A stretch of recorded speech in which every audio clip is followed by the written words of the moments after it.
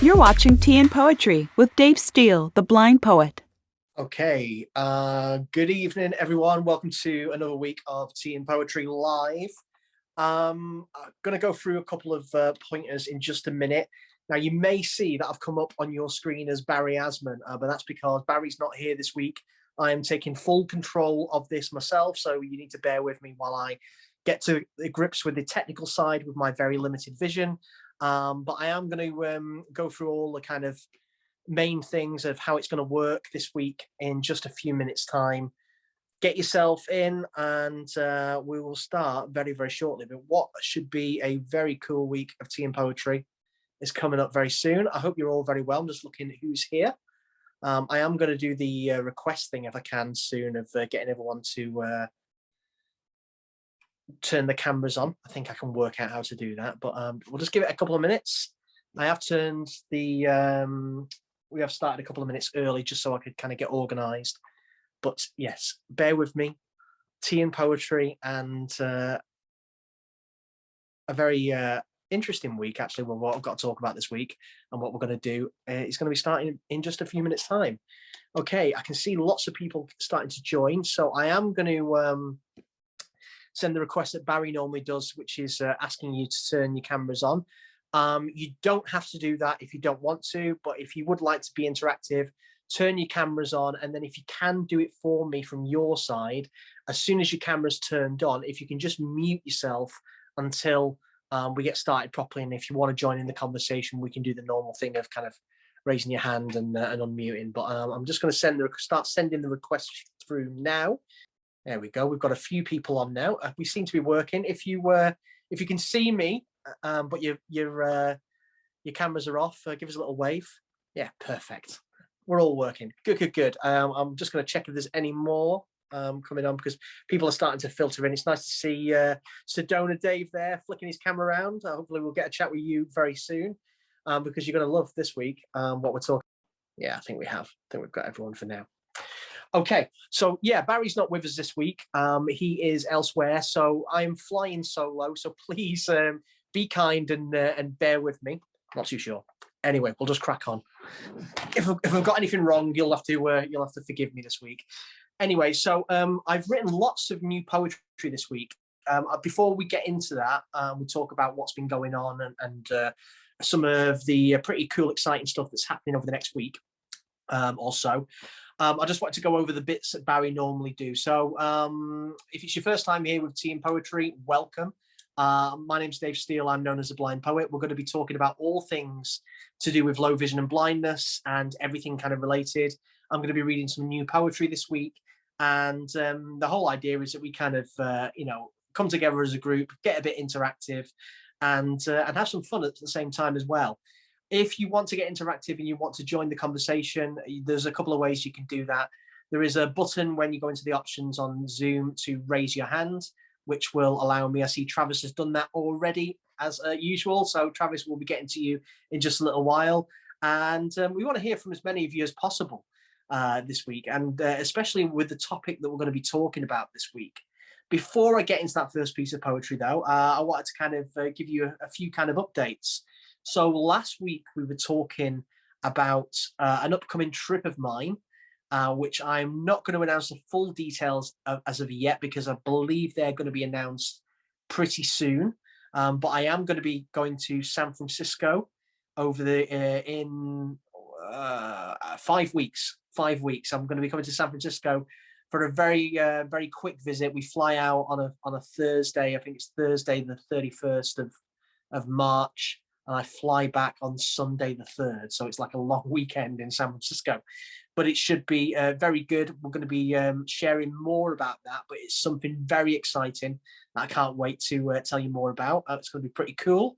And as we announced last week as well, thanks to some of you on this call and some of the people that follow me on different social media platforms, I just found out last week I've been shortlisted for an RNIB award. RNIB, as Barry said last week, is the Royal National Institute for the Blind, which is the main sight loss charity here in the UK.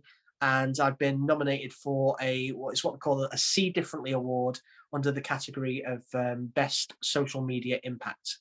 which is pretty awesome. And I'll be going to the awards ceremony in London on the 29th of March, which is literally 2 days before I fly out to the States, which is going to be it's going to be a very busy week. Very busy week, but I'm going to be talking more about that over the coming weeks, and there's going to be more exciting stuff like that happening. Also, next week as well, here in the UK, this is a thing that isn't, I believe it's not celebrated in America, but it should be. And I think we should kick it off in the States and Australia as well, because I know Ken's out there listening, and possibly even Italy, because I know Maria's out there too. But we do this thing here in the UK, and it's called World Book Day. And you think being called World Book Day, it should be celebrated around the world. But give it time. Hopefully it will be. So World Book Day is on next Wednesday, a week today, the 3rd of March.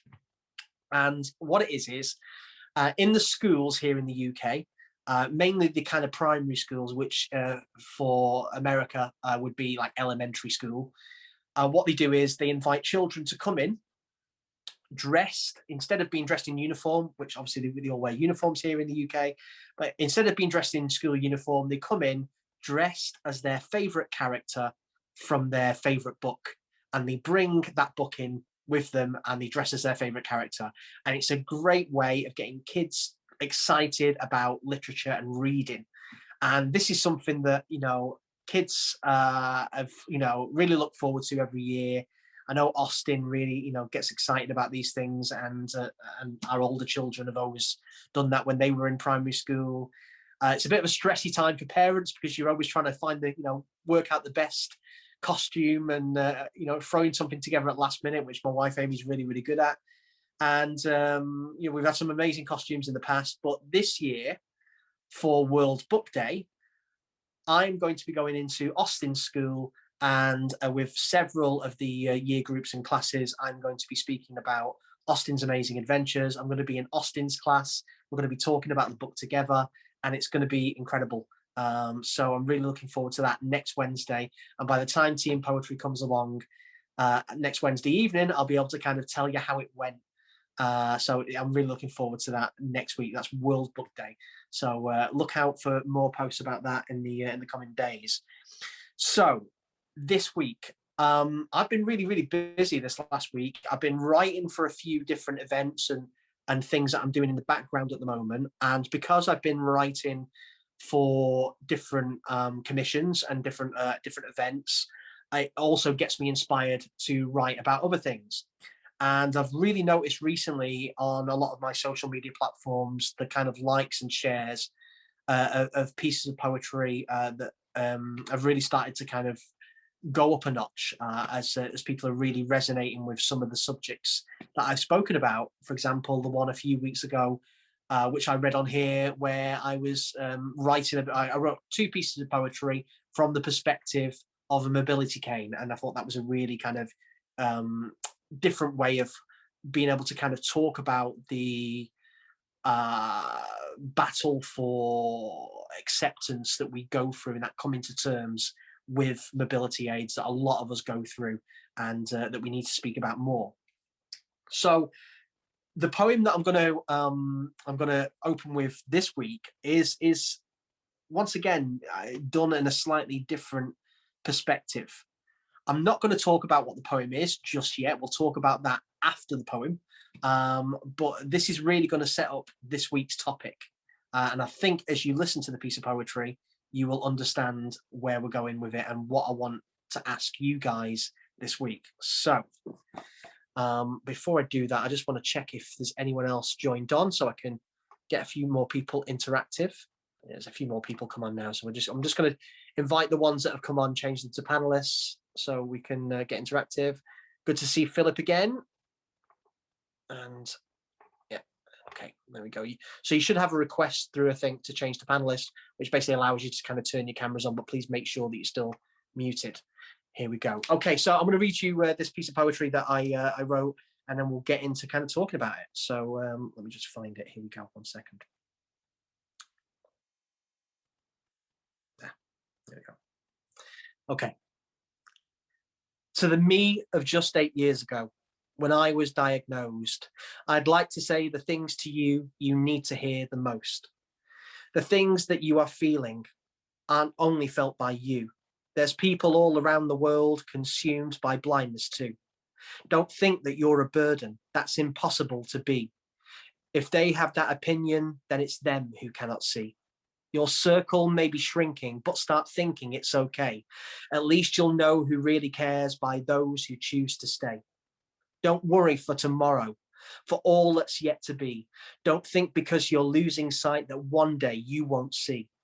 There's smiles of those you cherish. It's not always that way. Just because you're going blind doesn't mean some sight won't stay. I know that you miss driving, those times behind the wheel, but there are more important things to focus on and feel. You'll find your independence. You'll learn to love your cane. Although your driving days are done, you'll soon feel free again. I know the times feel scary. The world can't see your worth. But from our greatest challenges, we grow and strength on earth. In time, you'll find your feet once more, your path to greater things. You'll see you can be happier with the vision blindness brings. I know that you can't hear me from those 8 long years ago, but if someone out there feels the same, then their confidence will grow. There we go. Okay, so on that piece of poetry, my question to you this week is, what advice would you give to your younger self when you were first diagnosed or started to lose your sight or have, difficulties with your vision or anything like that? So what advice, what have you learned over the years, and you wish you knew back then, that if you could speak to your old self, what would you tell them? Mm-hmm. So there's hands going up already. I'm gonna, look at this, fantastic. This is what I like to see. Now I've got to work out how to actually get to the hands. 1 second. I'm just looking who's got the hands up. We'll go to Ken, I think, first. I think Ken had his hand up. Is that right? Yeah, Ken's got his hand up. Thanks very much, Dave. Hey, Ken, how you doing? You okay? I'm really good. Yeah, thanks. Good to hear you. I'm using my picture instead of myself because it's easier for me to see the large monitor, and if I use that, then my camera is just pointing at my t-shirt. So and there was me wondering how you were talking without moving your lips. Exactly. my ventriloquist skills. Your ventriloquist is awesome, incredible. In answer to your question, my first thought is that it's very important to not give up on any of your dreams. You can still do all that stuff. You just, have to try harder, but give it a red hot go and go for it. Some things you'll make, some things you won't, but you're going to get a lot done, and just go for it. So that's my thought there. I think there's a lot of people out there that will really agree with you on that one, because I think we spoke about this on weeks previous, that disability isn't a reason to do, isn't an excuse to do less. It's a reason to do more, and that's definitely something that I've kind of found every single day. And we spoke many a time on actually, forget low vision and blindness or whatever, disability. It's the things, the challenges that we go through in life that actually shape us the most. So I don't know, speaking personally myself, I don't know what kind of person I'd be without my dark times and challenges, because they've made me the person that I am. And I think you also become, I think, or can become more adventurous. Like one definition of being bold is, you go out, you go to places where, you just see less, maybe way less than other people, but you go anyway. And boldness is going into something that you don't really know what it is, right? So you do that every day of your life. Yep. And it's only a tiny step past bold to being brave, where you know you're getting into some kind of really adventurous, exciting situation, and you go anyway. So I think those are good things too. So my question to you then is, what has been, other than the kind of everyday stuff that you were talking about there, about just being bold to kind of go to busy places, what's been the boldest thing that you've really pushed yourself to do over the last so many years? Possibly parachuting. Yeah, I've done that too. I'm not talking about like tandem parachuting where you've done it on your own. I'm talking about like actually taking the class and jumping out of the plane. Fantastic. I'd love to do that. I'd love to do that. It's very exciting, but what I should definitely have thought about before I did it was, and I didn't think about this, was, when I'm up in the air, the parachute opens, and you've learned how to steer it and all of that. I really didn't think that much about, am I going to be able to see the place I'm supposed to be aiming for? Mm-hmm. I'm up in the air and I'm thinking, that would have been a good idea. And I'm looking around, and there was everything near us was like either a highway or green farm fields, except one little tiny dirt spot. So hopefully that's it. So I aimed for there and had to got much closer before I could tell for sure. And then I was like relieved. All right, that's good. That's it. And it turns out it was it. So I kept aiming for it. But it was pretty exciting at first. Yeah. For anyone that's not done it, that first few seconds when you literally go out the plane for the first time, that rush of adrenaline. And when I did it myself in the UK, it was the beginning of the year, so it was absolutely freezing. It was the cold air, and like we did it. I think it was 15,000 feet, which is the highest you can do here in the UK, and it was like a free fall for about a minute. And yeah, it was incredible. The only thing I wish I'd have done is not brought my guide dog. No, I'm joking. And then you also know the feeling of it's possibly the best feeling in your life when your parachute actually opens. Yeah, I mean, for me, it was like one of the hardest. I was really kind of like very chilled and relaxed about the full thing. I actually did it with my wife, myself and my wife Amy. We did it for it was actually Amy's idea.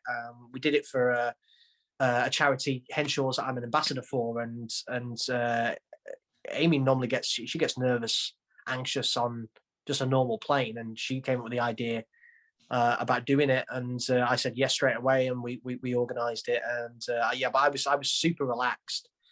The only thing I had was, as I jumped out the plane, my ears were hurting that much with the air pressure.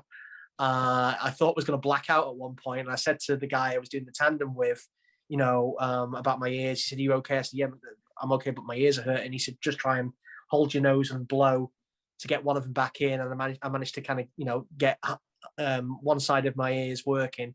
But then once the parachute was opened, it was just nice and, relaxing, kind of floating down and trying to take in as much of the scenery as I could manage through my tunnel. So yeah, it was great. But yeah, thank you very much for that. I'll get you to mute yourself, and we'll go to. I'm going to go to Cindy next. Cindy, if you can unmute yourself. Hey, how you doing? I think I did. Hi, how are you? Yeah, I'm very good. Good to hear from you. It seems it's all going fairly smoothly at the moment. Technically, knock on wood. I'm not going to jinx it. Don't jinx it, because I've been having a few problems through the last couple of weeks. One of them, a couple of weeks ago, with the white cane, I didn't know where the hand was to raise. I couldn't find the button to speak, and I said, "Oh my God!" I had things to say about the white cane because that was fabulous. You're doing great. You're doing great. So go on then, Cindy. What would be your advice to your younger self from now? Well, my younger self. Well, when I didn't realize how bad I was when I was my younger self, but as things got worse, I isolated, and I have muscle issues in my eyes where they feel like they're freeze dried. And I tended to isolate from things. I didn't want people thinking I was weird, that I didn't fit in. They're going to say, what's wrong with her? So I didn't, go and do some of the things that I should have done. Some people would ask me to go here, go there, and I wouldn't. And I should have realized, of course, we were different then with your younger self, but I should have stepped out more and reached out for help more. I mean, I didn't know anything about the organization Insight, and I wish I had. And I wish that I would have had more resources like we do now to be able to get help, to say you don't have to be stuck, you don't have to be limited, and the help is out there. So we would like to step out. Like, I'd like to jump out of a plane too. That sounds so much fun. We do have dreams, and we can get caught up in things, especially now with this technical going on. But my younger self let a lot go because I didn't want to deal with the limitations I had or the problem with the eyes. And, we didn't have all these things like you, the blind poet, or I didn't have the support I needed in that day. My friends were there. They knew I had a problem, but I didn't have a way to step above what I was going through, and I let myself isolate. Yeah. So that was. With regards to that, then, I mean, I do think that we need the process, though, don't we? Yes. That's how we learn. We all go through those things, and yeah. The reason why I wrote it from that perspective, I think, obviously not that it's possible to kind of give yourself younger self advice, but taking the advice from ourselves and learning that way is much easier sometimes than taking it off other people. If we just took the advice of other people straight away, we wouldn't really learn much, because we need to experience and fail and fall down ourselves and come to terms with our fears. And I always talk about this thing in my poetry, which you may have heard before, about I use this line quite often, and I talk about learning to breathe while I still grieve. Yes. And what I mean by that is that the things that I used to get anxious about at the beginning of my diagnosis with low vision and blindness, I still get anxious about. I still get anxious in crowds. I still get anxious in certain dark places. I still get anxious when I'm traveling anywhere, going on a flight, taking a journey, whatever. And obviously, I do that a lot with the traveling that I do, especially over to America, and I do that on my own. But the differences between now and then is I breathe through it. I won't let it stop me.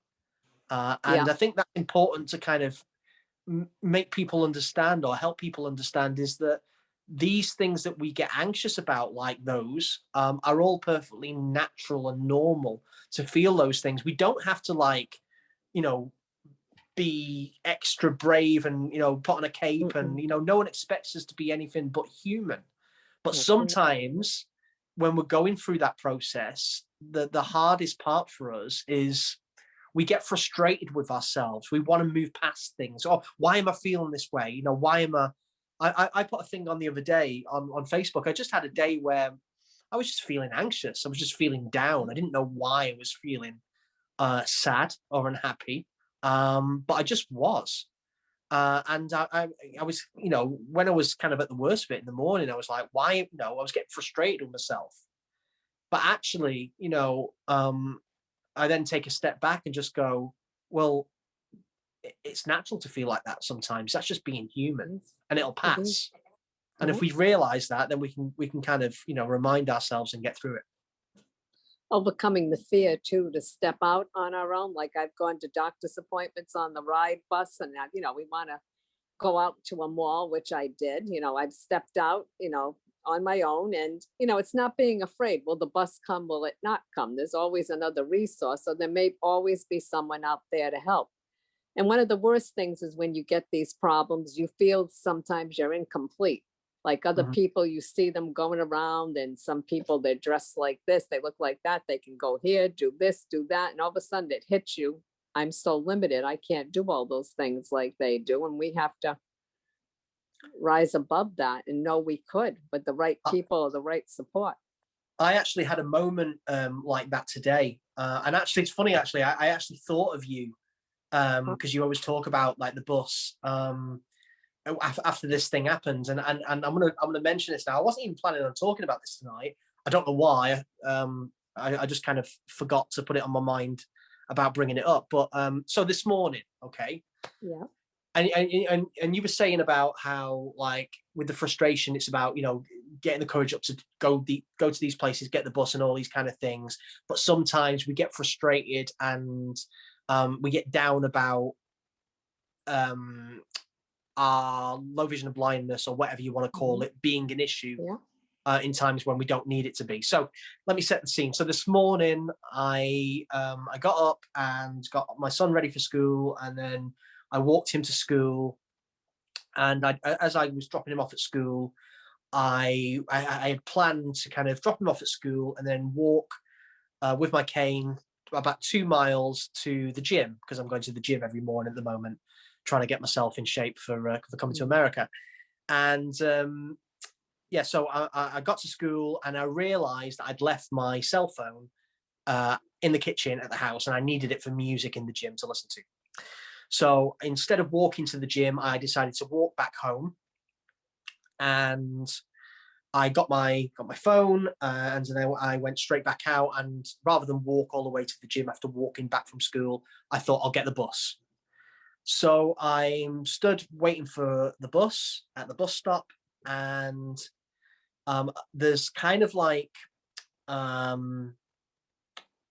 kind of, I'm trying to use the term that you guys understand. It might be different in America.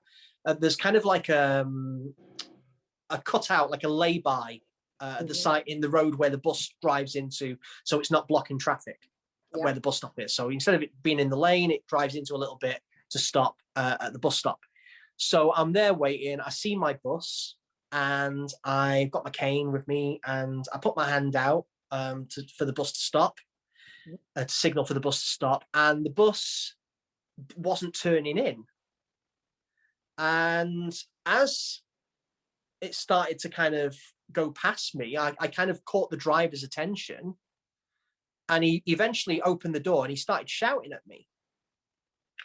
And I got on the bus, and I said, I put my hand out for you to stop. And he said, I was calling you over. He didn't want to pull into the side bit because he didn't want to lose his spot in traffic. So instead of, because he was being lazy and not pulling up at the bus stop, he expected to kind of open the doors in traffic and for me to get on. And I'm stood there with my cane, and he's shouting at me going, I called you over. And I'm going, excuse me, but I'm visually impaired. I can't see you. I couldn't see that you were signaling to me. And even though I said that, he was still shouting at me in front of the full bus. There was all these people, and I kind of like, I kind of stood my ground and just said, look, you're not listening to me. I'm visually impaired. And then walked off to take my seat, and people were just kind of like looking at me, shaking their heads. But that's, though it's those kind of things that it's more frustration. It's more, can't I just get on a bus without my sight being an issue?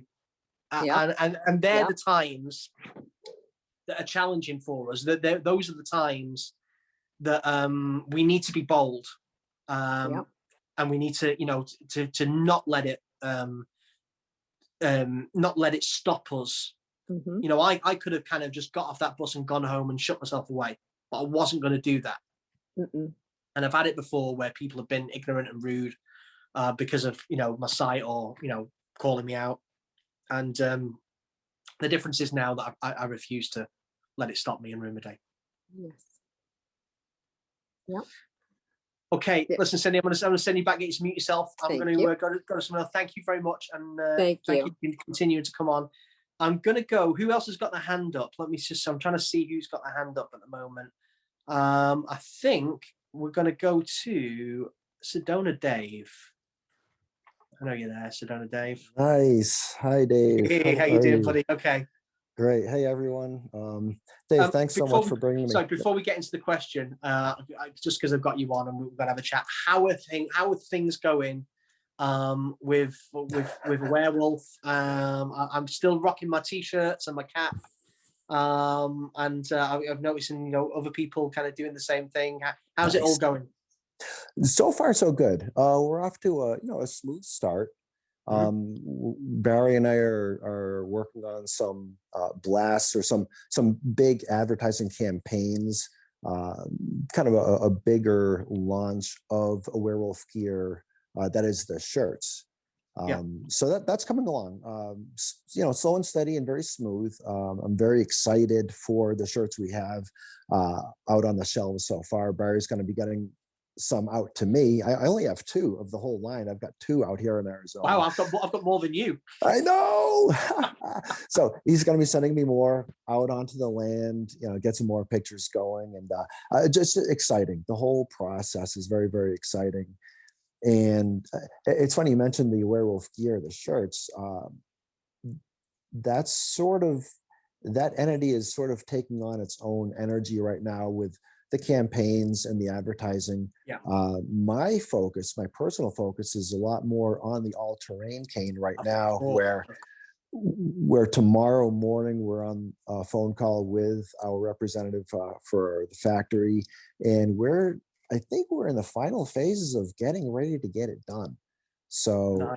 I'm not sure what the process is from here, but after tomorrow's conversation, I think the information is in place. So let's keep our eyes out for the all-terrain cane to start going into production. Well, I'm looking forward to getting to Sedona, and getting on those trails with you and trying that bad boy out. Yes, essential. Very excited for it. And you have not seen the Mark III version yet, the model that's actually going to be going into production, where with the Mark II version, the one that we have up on the trails, there are a lot of features to it that are not congruent with what you and I are used to vis-a-vis a mobility cane, the folding and unfolding, the length, is it locked in place, all those little things that the Mark II version did not address. The final version that's going into production has addressed. So I'm making sure we're familiar with its function, with its operation. Again, the dynamics, the folding and unfolding of it. So I think you're going to be very, very impressed as again, minimizing what's new or different to us.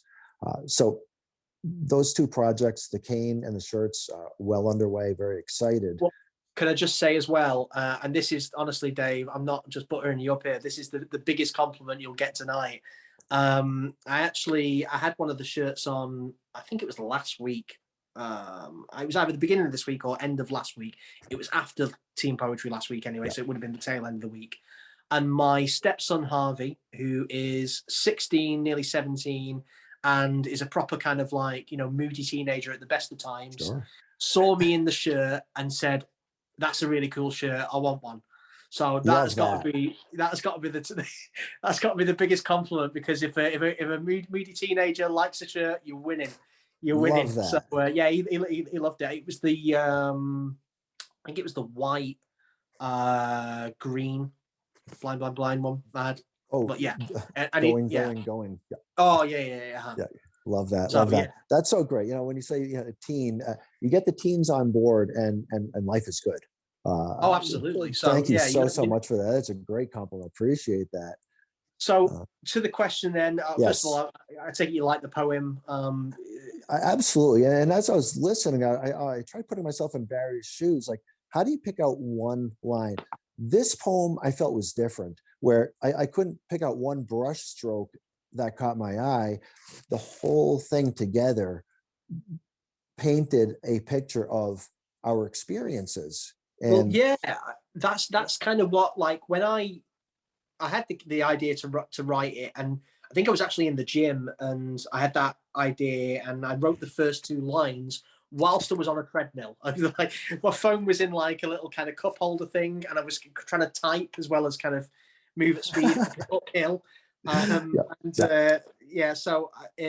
got the Omniline of to the me of just 8 years ago when I was diagnosed. I'd like to say the things to you that you need to hear the most. But when I started to write after that, I was just thinking about a lot of the things that people tell me that they feel at the beginning of Yes. the journeys, a lot of the Yes. things that they really struggle with.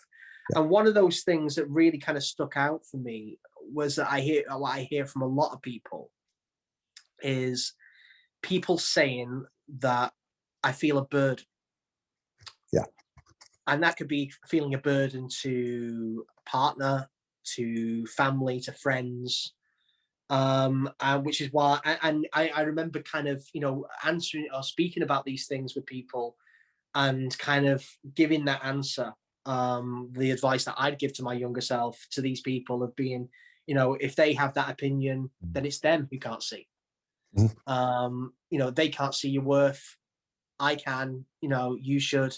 And that's really important. And I think, one of the things about writing this, and also, saying there about your circle may be shrinking, but start thinking it's okay. I actually had that conversation with someone today, earlier on, who is basically surrounded by the wrong people in her life, and getting the wrong kind of advice, and people not being supportive, and it's okay to kind of get rid of these people and have I actually said to this person, I said, my circle's so small it's a dot. It's a dot. I don't have a circle anymore, it's just a dot. It's a semicolon. Yeah, exactly. But there's nothing wrong with that. I think that's just I think experience, isn't it?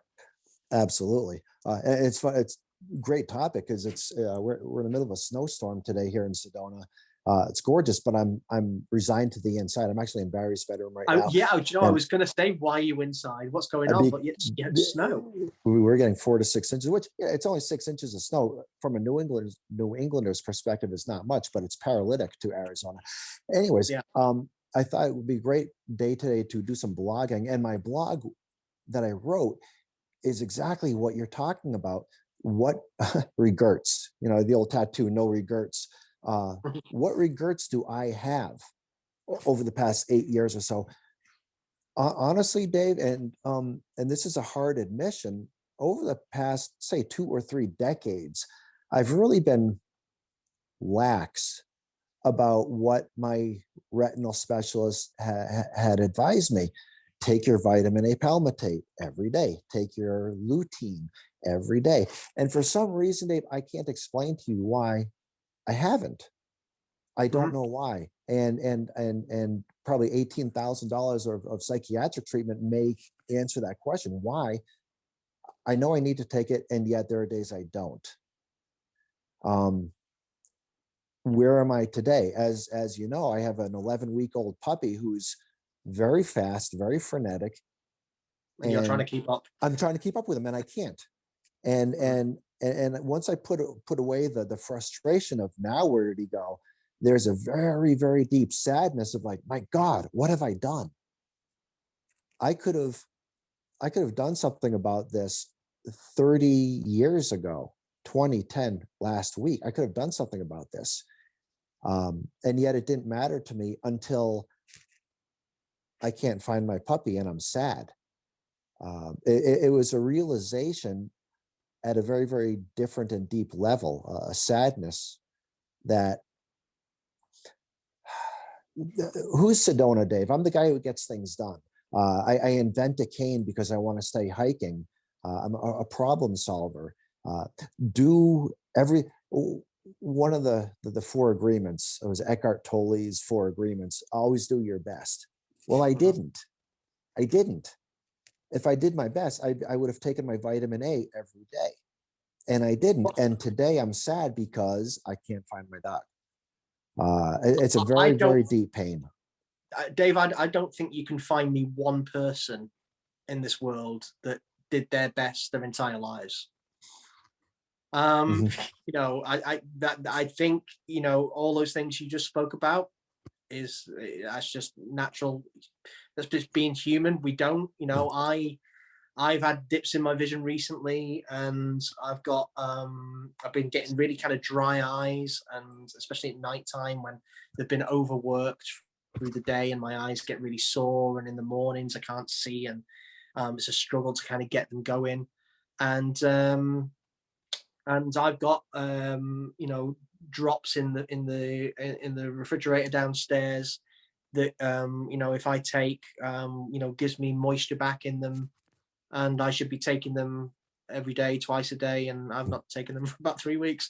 So it's just things kind of get in the way, and you ask me why, and it's like I keep forgetting. So maybe I'll go and take them before I go to bed, but I'll probably forget about that as well. So these things just make us, these just make us human. Human. You can beat yourself up about why didn't I do this and why didn't I do that. I don't dwell on it too much. Do what you can now, but don't expect too much. Yes. So if I were to go back 8 years and talk to my 49-year-old self, if you must know, I would probably advise myself, do as you're told. Listen to the doctor. Be a good boy, and take your meds. Seriously, they don't taste bad. Just do it. Yeah.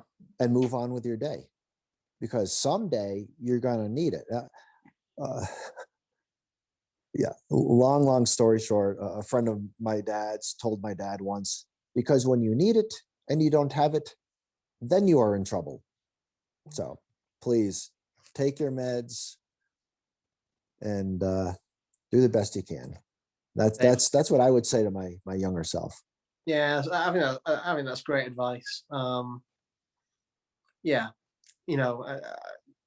There's lots we can kind of say. I mean, for me, if you're asking me, I think it's the things I talk about most weeks. I kind of realize now that, it's all going to be okay in the end. That, nothing lasts forever. Life has this habit of throwing us curveballs, just as it has the habit of throwing us the odd occasional amazing time.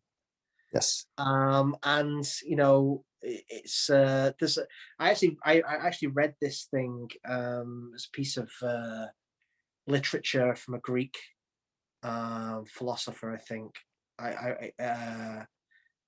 Boethius, about life being like a wheel, and you can, the moment you cast up, you then cast back down, and it's kind of like that. There's always going to be something. But what it makes us realize is that when we have the moments of amazing things happening and happiness, to cherish them even more. If it was just like that the entire time, it just no one lives like that. And anyone that says they do is just lying. This is like we all have our battles. We all have our demons and our issues and the things that torture us. We all do, and we just gotta make the best of it. But when we're in those dark times, realize that we've had dark times before and we can get through it. And that'd be my advice to younger me. Thanks, Love Dave. I'll let you mute yourself back up. But let's catch up properly soon off here as well. You got it. Appreciate we that, need my to really brother. catch up on it, and I'm looking forward to seeing you. Hopefully very soon. Looking forward to it. All right, Dave, handing the mic over to you. Muting myself. Carry on, my brother. I think we're gonna. I think it's time we head to Travis. Travis, can you unmute yourself and give us the usual Travis tones, dulcet tones? Welcome. You are watching live team coverage right here, right now on Tea and Poetry TV and radio, brought to you by Audi, featuring the all-new Audi A4 electric vehicle. Kellogg's, featuring the world's famous breakfast cereal that's been well known for many years. Sedona Dave's Blind Tours, based out of Sedona, Arizona, and who can take you on tours throughout the state of Arizona. And the Home Depot, how doers get more done, along with these fine sponsors. Travis, amazing. And you know what I love about your welcome, Travis, is the fact that you're still, like, for those people that don't know where this all started, I do want to kind of explain to those people that are maybe not in on the in joke. So it was a while ago, I think, so obviously, Travis, you've been here with us right from the beginning of Tea and Poetry, kind of. And I remember saying to Travis when he first came on that he's got a real voice for radio. And the sponsors that Travis mentions throughout that kind of beginning intro are some of the organizations that I've had the pleasure and honor of kind of writing for and working with over the last, couple of years.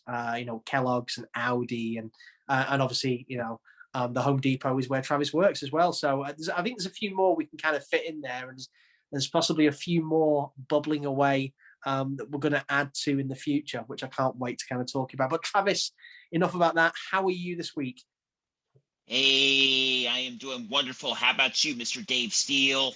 I'm all the better for hearing your voice. I know we may not get the opportunity to meet when I'm here for my there for my flying visit in the end of March, but I am pretty sure that I am going to be in the area a lot closer to you in the near future as well. That would be awesome. I know Allison would love to see you too. I'm not sure if you're on, Allison, today, if you're hearing this. If not, that's understandable. I don't think she's with us today, no. But no, it would be great. And maybe I'll show you around, the Central Coast. We can show you around, like we could go wine tasting. I can show you the eateries we've got, everything. I've got to ask you, Travis, we talk about the wine tasting. Are you a red or a white? What kind of wine do you like? I drink white, on certain occasions, but I am definitely a red diehard. I mean, white wine I like on certain occasions, but I'm mostly a red kind of dude. Yeah, I've got to admit, I prefer red. I don't drink as much red wine as I used to, but that's generally because my wife doesn't drink red wine. She's more, and this isn't an American thing. They don't tend to have loads of it in America, from what I know. But we actually prefer rosé wines, or as you guys would call it, pink wine. It's not as sharp as typically white wine can be. It's a bit more kind of fruity, sweeter. Yeah. So I'm more of a rosé, but I love a glass of red. But yeah, I'd love to do wine tasting with you. Napa Valley. My sister, who used to live just outside of San Francisco, she used to have her own wine business or whatever, running out of Napa. Okay, well, I was just going to say, if you try the Central Coast wine, you'll be in for a real surprise. It is so good. Yeah, really good. And all that. And my birthday is coming up in a few days. Of course it is, Travis. Is it this weekend? Is it Sunday? Is it? When's your birthday? Well, so my actual birthday is on the 26th, which happens to be on a Saturday. Okay, so that's this Saturday. Yeah, this Saturday. Yep. It's this Saturday. What are your plans for your actual birthday on the Saturday? Are you out on the day of the birthday or beforehand? Well, actually, I will start with tomorrow before I get to Saturday. First, awesome. Tomorrow, my brother and sister-in-law, along with the kiddos, are going to be coming down to stay with us because we've been watching their dog for a week, because the kids had ski week off, for President's Week from school this week. Of course. Yep. And they did a camping trip early this weekend and early this week. So they're going to stay with us tomorrow to pick up their dog that we've been watching, Tessa. And we're going to do a little birthday celebration tomorrow night at our house, with ribs and everything. Nice. What kind of dog is it, by the way? What kind of dog's Tessa? It's a Puerto Rican mutt, like a Santo type. It's a Puerto Rican mutt. Yep. So, yeah, her name's Tessa. Awesome. So, are you out with your bestie, BFF? Oh, good question. Oh, that's what I'll get to. So Friday, my bestie and myself and mom and dad, we're going to go to this restaurant that we both really like in San Luis Obispo in the downtown area. It's called Mama's Meatballs. It's like all Sicilian and Italian food. Italian. Oh, okay. It's all owned by the Italians, basically. Jennifer's listening in. Jennifer's Italian, so I'm sure she'll be. She might even know the restaurant, actually. What's it called again? Mama's Meatballs. It's in San Luis Obispo. And what will you have? That's a private business. What's your go-to dish at Mama's Meatballs? Is it the meatballs or is it something else? Well, they do meatball sandwiches. Their pizzas are good. Oh my God, it is super delicious. Nice. Nice. I'm telling you, it's so good. So we're gonna do that, and then Saturday, my bestie and I, we're gonna go to lunch together to a place called Cracker Barrel, and we're gonna go to our favorite Dreamy appliance store because we both love home improvement this Saturday. And our birthdays are lined up. The only thing is I have to get Kelly a birthday card, and we have to get her birthday presents. Taking her us out to dinner Friday night, that's gonna be part of her birthday present from all of us, but I still got to get her a couple of things. But it sounds like you've got a really exciting weekend, Travis, because we're kind of pushing the time a little bit and I want to try and get to a few more people, but I want to ask you the question that we've been asking everyone else. What would the advice be that you would give to your younger self? Well, so the advice I would give to my younger self, have a social life, socialize with friends, no matter if you're blind or not. And go to events with friends, go have fun. I don't know, go on a hike with Allison, for example, in the blind group, or go out to dinner with some friends, or just anything in between. Take a bus ride with a close friend, blah, blah, blah, blah. Yeah, absolutely. I agree 100%. Get out there and live your life and do it, and don't let blindness be an excuse. That's great advice.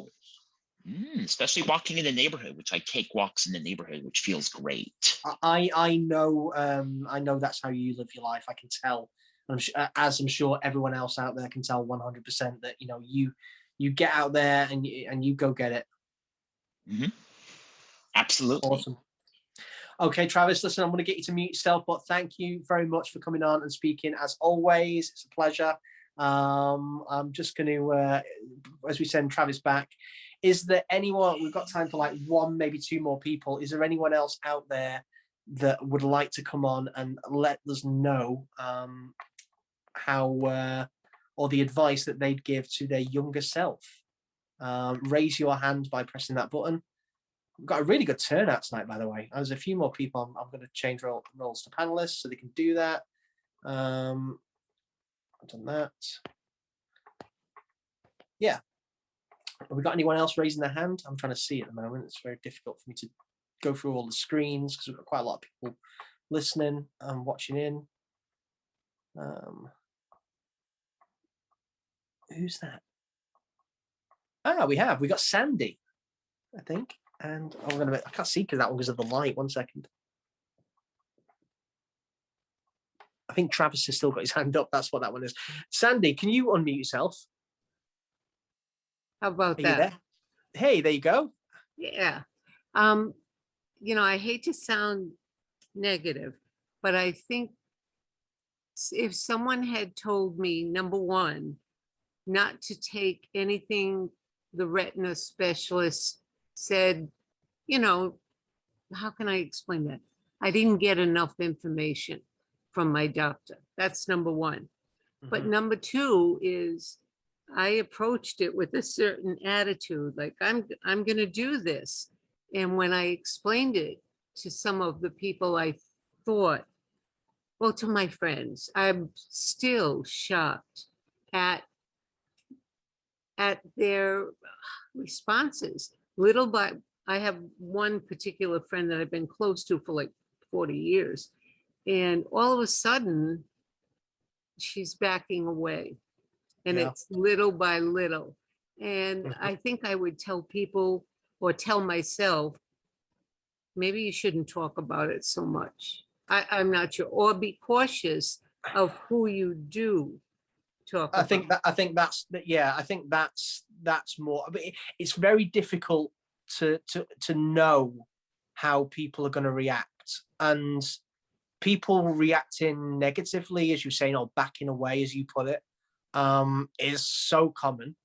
I know so many people, and I've had experiences that people have just dropped away or not understood, and that that's not just friends. I'm talking about family members and everything. So yes. I think it is kind of I don't think natural is the right word to use, because I don't think being so unkind is or insensitive is natural, but it's more common than we realize. Yeah, and I think if I had been a little bit prepared, maybe as you said, we really don't know what's going to happen. But on the flip side, I've had people who are just acquaintances Mhm. tell me whatever you need, when you need it, I will pick you up. I will take you. And I will ask them to help me because I've learned now I need the help. But and then of course insight to find some place, as Cindy was talking about, where everyone accepts you and they ask questions and things that my friends, some of them, are things I can't talk with them. It's almost like we have a parallel world, and our world is a little bit different than their world. So it's that was hurtful. But I have learned how to not put it aside, but okay, I understand now. These are things I won't talk with this particular friend. And maybe I scared them away by, I don't know. It feels as though when someone finds out, they get a little frightened almost, or not sure what to do. And that's why I think, groups like this and insights and being able to talk with other people who get it is, it's something that we all need. It's really important. It's something that I hear every single day from people that I speak to. People reach out to me because they hear through my poetry someone who really understands. I always hear that, it's like you're reading my mind comment. And it's important. It's very difficult for people who aren't going through it to understand. right. But you can't let it get you down. It did for a while, but I worked my way out of it. So I think that's good. No, I'm trying. 100%. And sometimes we have to try harder than other times. But once again, that's something that we all go through, and it's important that we share these things with others and people like ourselves. And so research. we realize. I think if I had looked into it sooner, and it's not as bad as what I lost him. One of the fellows said, but just to get more information so that I knew what I would be dealing with, I never really realized it. And I've been getting the injections for like 8 years, but it never seemed like there was anything that was going to happen past the injections. But I was wrong. And that I blame myself for not getting involved a little more, going online, which doctors hate, but really looking into what is it I will be dealing with.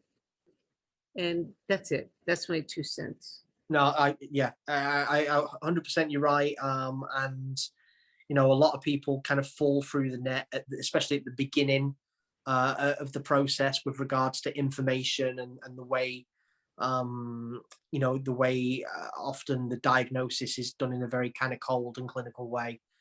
Sometimes finding and being linked with the right support. It certainly, was a thing in my case where I got my support from not organizations and charities and medical, the specialists. It was from groups like this. It was from the support groups on social media where I would speak to people and realize that I wasn't on my own. And quite often I especially with something like retinitis pigmentosa, the condition that I have and a few others out there, I would often speak to people about things that I was experiencing. And I'd say to the specialists, oh, I'm experiencing this, or I'm going through this at the moment. And they'd say, oh, that's nothing to do with RP whatsoever. It's not related. And then I'd speak to other people with RP and they'd be like, yeah, we go through that. So even the specialist didn't know, some of the things that we were experiencing and saying it was nothing to, it wasn't related. And yeah, these sometimes the best information we can get is from communities like this, which is why Yes. Yes. I'm always here every day, trying to support and help people, and obviously every weekend in Team Poetry. So just thank you very much. I feel very fortunate because I know Cindy now and Doreen and everyone else is there, and it's really great. So I'm lucky. I feel like I'm lucky. It's funny. I was Fortunate. actually speaking about Insights literally a couple of days ago, saying they need to, in a very English way, move their arse and get something organised about me coming back to Rhode Island, because I am overdue a visit to Rhode Well, that Island. would be nice. I'm Yes, gonna. I would love that. I Yeah, I'm think gonna come. everyone would. Yeah, it's been a few years now before COVID that I've been there, and I love Rhode Island, and I'm going to come back and do an event. That'd be Hopefully, great. fingers crossed, towards the end of this year. Seriously. Yeah, seriously. Wow. I will tell Doreen. We're going to get it organised. We are on it. Okay. Sounds good. Sounds good. Okay. Thank you very much. I believe we are at that time. It's like 1 minute past now. I'm going to kind of finish off with a piece of poetry. It's a bit on topic for what all the things that we just spoke about. Before I go, I want to say a massive thank you. I managed to get through a week solo, so I'm quite pleased with that. But please tell a friend, tell more people. It's been great how interactive we have been tonight. I'm sorry I couldn't get to kind of everyone with the time, but I'm going to leave you with this piece of poetry. And thank you very much, and we'll see you again next week for Team Poetry. But here we go.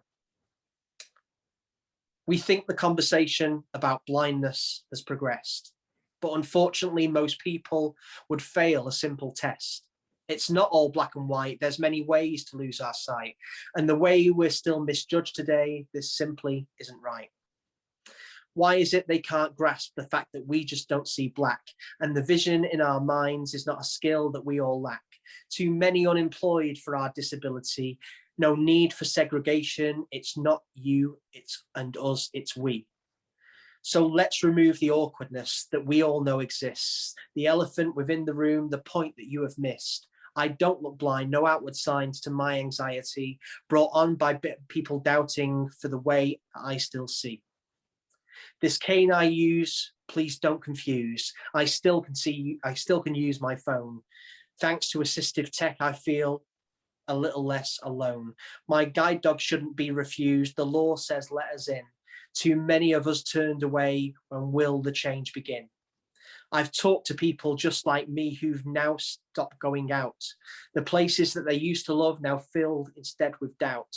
It's not too late, don't isolate. Our fate is ours to choose. But they portray a stereotype in stories in the news. So I am here to share my tears, to speak of all of our frustrations, to start a conversation with these rhyming explanations, in hope this bottled message floats across the deepest sea to change the way the world today still judges you and me. But none of this will happen if my words today aren't shared. If we can't speak tomorrow's bleak, for this I'm not prepared. The blindness in our eyes don't mean that we should be confined. Together, let us change the way that blindness is defined. There we go. Thank you guys once again for another week of Team Poetry, and thank you once again for all your support. World Book Day next week. I'm going to be sharing what's going on at Austin School. It's going to be very exciting. Don't forget, if you haven't got your copy of Austin's Amazing Adventures yet, head to my website straight from now, theblindpoet.net, and buy a copy of Austin's Amazing Adventures, my new children's book, and even donate one to your local school. And let's get some more schools on board in America. We've got loads of schools in the UK that are now using it within classrooms. I want some more schools in America so I can come to your area and speak at your school, and we can do an event as well. So get a copy, donate it to your local school, and really help me get these books into the hands of the kids who really, really need them. But thank you very much, and take care, guys. See you next week. Thank you for watching Tea and Poetry, and we look forward to seeing you on the next episode. Join us live every Wednesday at 4 p.m. Eastern, 9 p.m. UK. A big thank you to our sponsors, the Lanny D. Chesapeake Lighthouse and the Low Vision Shop. If you enjoyed Tea and Poetry, please invite a friend, like, share, and subscribe.